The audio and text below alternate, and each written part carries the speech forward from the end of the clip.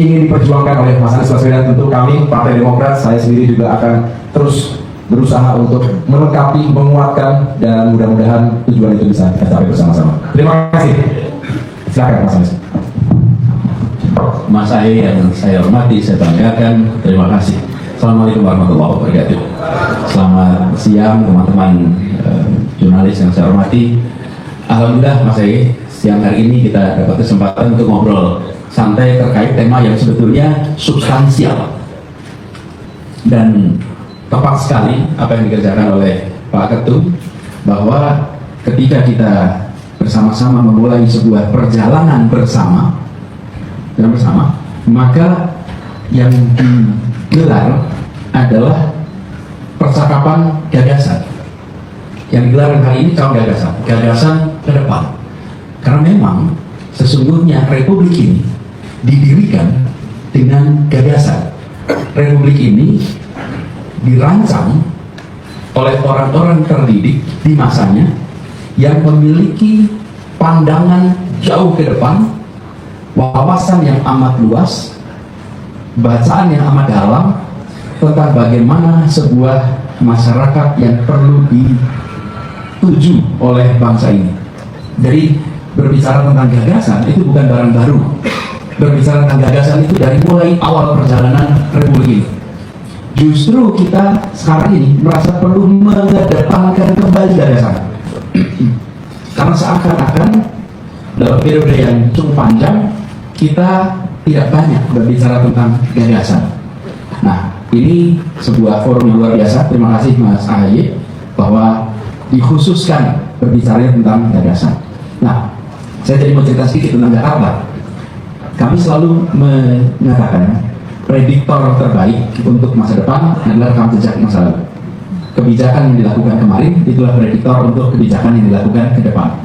Kami kemarin ketika mendapatkan amanat di Jakarta, maka semua kegiatan yang kita lakukan di Jakarta itu memiliki 3 fase. Satu adalah gagasan, diturunkan menjadi kedua narasi, narasi diterjemahkan ketiga menjadi karya. Karya itu bentuknya kebijakan, bentuknya adalah program, hal-hal yang bisa dilihat oleh mata dan sebagian tidak bisa dilihat karena bentuknya adalah program-program kesejahteraan. Jadi 3 ini, gagasan, narasi, karya. Gagasan itu tidak muncul dari perenungan. Gagasan tidak muncul dari meditasi. Gagasan muncul dari interaksi. Interaksi dengan problematika yang ada di masyarakat. Dari situlah muncul gagasan. Sehingga saya sampaikan bahwa inspirasi untuk kegiatan-kegiatan dan program itu bukan perenungan, tapi justru dari interaksi bersama masyarakat. Saya berkali-kali sampaikan Mas Ahy, di masa kampanye berkeliling bertemu dengan masyarakat, yang terlihat itu adalah kita memaparkan, kita menyampaikan. Yang tidak terlihat adalah kita mendapatkan masukan, observasi, menjalani, yang kemudian itu menjadi feedback.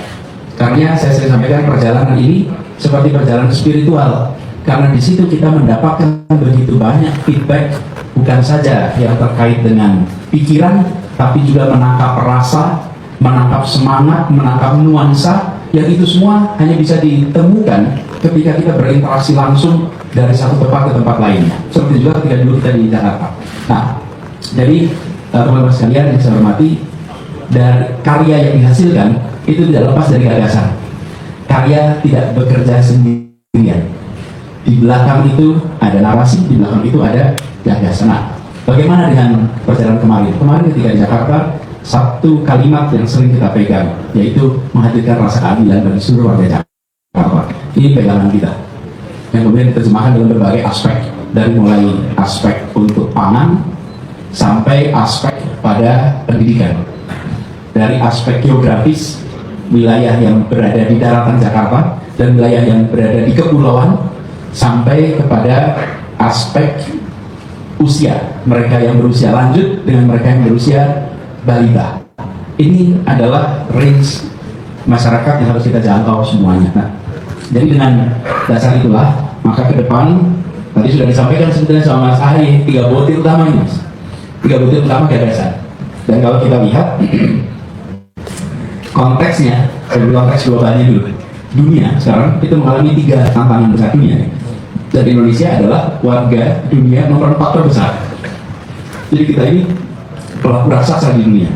Satu adalah tentang sustainability, environmental challenge, climate change, itu yang satu yang kita hadapi seluruh dunia.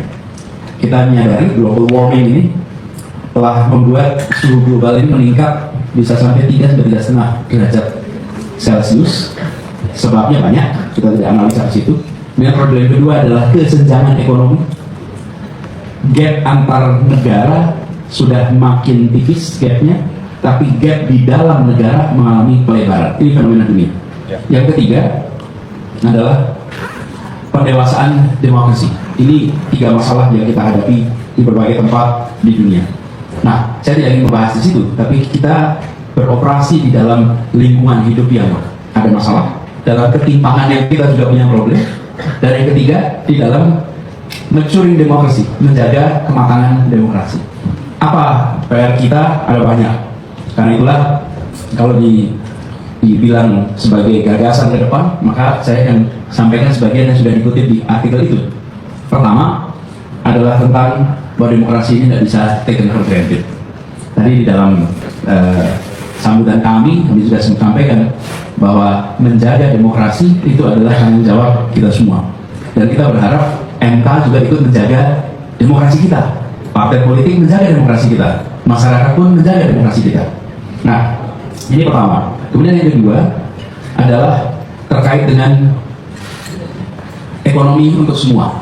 Kita menginginkan pertumbuhan ekonomi yang berkualitas. Pertumbuhan ekonomi itu kualitasnya tidak ditentukan oleh angka pertumbuhan itu saja, tapi justru ditentukan oleh jangkauannya. Semakin merata. Jumpa bersama saya di Politik Dangi ya. Ini menarik sekali teman-teman. Kalau kita melihat ya bagaimana gebrakan dari Anies Baswedan ya, sungguh sangat luar biasa teman-teman. Kalau kita melihat ya menjelang Pilpres 2029 tentu banyak sekali ya yang dilakukan oleh Anies Baswedan teman-teman ya. Kalau kita melihat beliau tokoh yang sangat luar biasa ya, bagaimana Anies ini kalau kita melihat teman-teman ya mempunyai langkah-langkah yang sangat hebat, terutama untuk membangun masyarakat ya. Ya beliau tetap konsisten ya memberikan, karena memang beliau itu adalah tertanam ya di kampus teman-teman, artinya memberikan ilmu kepada masyarakat ya kan. Dan Pilpres 2024 ya jangan sampai Anies kalah lagi teman-teman. Makanya Anies harus cepat ya memilih AHY ya sebagai pendamping 2029 ya. Apalagi AHY ini adalah tokoh yang sangat hebat teman-teman, tokoh yang sangat jenius ya. Beliau adalah ketua umum partai dan sekarang menteri ya. Saya yakin bahwa cinta lama Anies dan AHY ini akan bersemi kembali teman-teman sebagai capres dan cawapres 2029 ya. Ya memang agak jauh sih 2029, tapi kalau kita melihat ya, kalau bagi pekerja politik teman-teman ini tidaklah jauh ya. Ini sebentar saja ya. Dan menurut saya apa yang dilakukan Anies per hari ini kan langkah-langkah politik ya.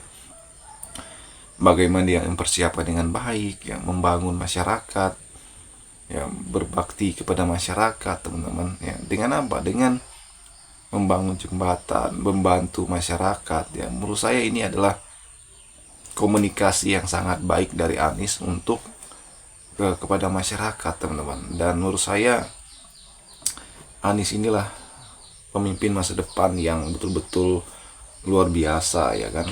Dan kalau kita melihat memang